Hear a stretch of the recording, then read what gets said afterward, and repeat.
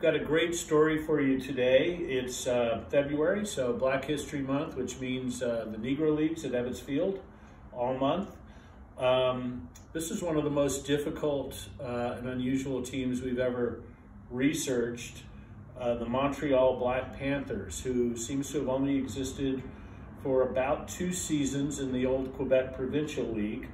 And actually the Panthers were a team of African-American teenagers from the American South. So you can imagine their cultural dislocation being in Quebec in the 1930s, different language, obviously different weather, and great jersey. I've got the cap on. We're featuring the cap and jersey on our website.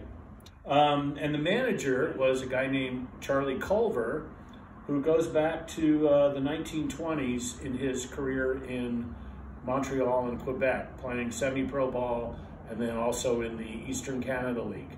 He first came to Quebec in 1919 as a member of a team called the Havana Red Sox, stuck around and played semi-pro ball in Montreal area. And the most interesting thing is actually played 6 games for the Montreal Royals in 1922 when they were members of the Eastern Canada League. The Eastern Canada League was a new league that was indeed sanctioned by organized baseball.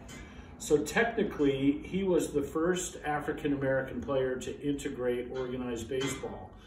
And that means that Montreal figured in the integration of baseball not once but twice, because as everyone knows, Jackie Robinson was sent to Montreal for a year of seasoning by Branch Rickey of the Brooklyn Dodgers in 1946 before he came up to the major leagues.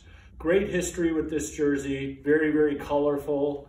We love the felt lettering, Panthers, obviously kind of an amateurish treatment on the felt, but we actually like that because it's more unusual.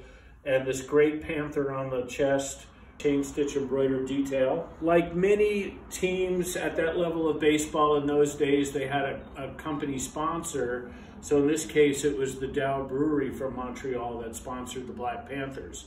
Now, the Black Panthers only stuck around in the Quebec Provincial League for a couple of years, and they seem to have just vanished, which was, quite common in those days. Teams would go in and out of leagues. And we imagine the players just drifted back to their homes in the South in the U.S. and probably continued their baseball careers. So a brief little burst in baseball history from the 1920s to the 1930s, and then of course later into the 1940s with Jackie Robinson in Montreal.